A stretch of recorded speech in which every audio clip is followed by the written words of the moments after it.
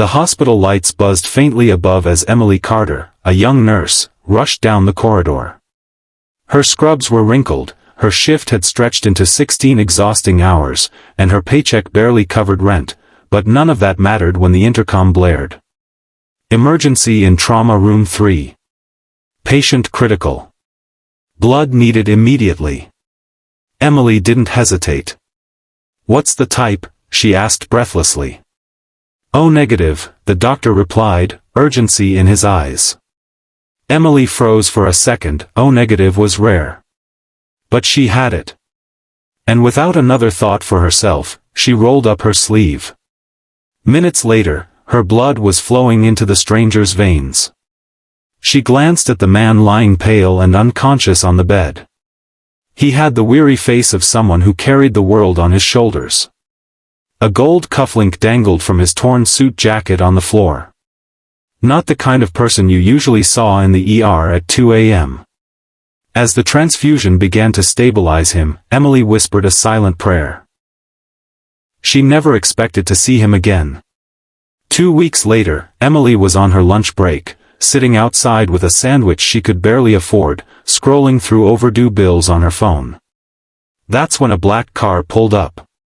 Out stepped the very man she'd given blood to.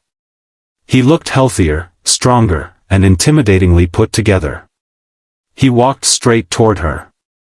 "Are you Nurse Emily Carter?" he asked. Her throat tightened. "Yes, do I know you?" His eyes softened. "You saved my life. I'm Alexander Grant." The name hit her like a wave. Alexander Grant. The CEO of one of the largest medical technology companies in the country. She had seen his face in magazines, on TV. What was he doing here? "You donated your blood when I was rushed into the ER, he continued, voice low with gratitude. "If it weren't for you, my little boy would have lost his father." At the mention of his son, Emily noticed the child stepping out of the car. A boy about 8 years old with big, curious eyes clutching a teddy bear. He ran up and hugged his father's hand tightly. "This is Ethan," Alexander said softly. "He's all I have left. His mother passed years ago." Emily's chest ached. She understood that kind of loss. Over the next few weeks, Alexander returned. Sometimes with flowers, sometimes just to talk. He wanted to know the woman who gave selflessly, despite having so little. Emily resisted at first. She was just a nurse, barely scraping by, while he lived in a world of power, wealth, and privilege. But Alexander never treated her as just anything. He asked about her dreams, her struggles, her family. And Ethan. Ethan adored her. He would tug at her hand and beg her to come watch him play soccer, or read him bedtime stories in the hospital's children's wing. One evening, Alexander said quietly, "Emily, I've built an empire of glass towers, but none of it matters if I can't show my son what real humanity looks like. You showed me that. You gave me life, and maybe you gave us both something more." The turning point came one night in the hospital garden. Ethan was sitting between them, drifting to sleep on a bench. Alexander turned to Emily, his voice breaking. "I thought being a CEO, providing wealth, would make me a good father. But when I was on that hospital bed, I realized everything could be gone in a heartbeat.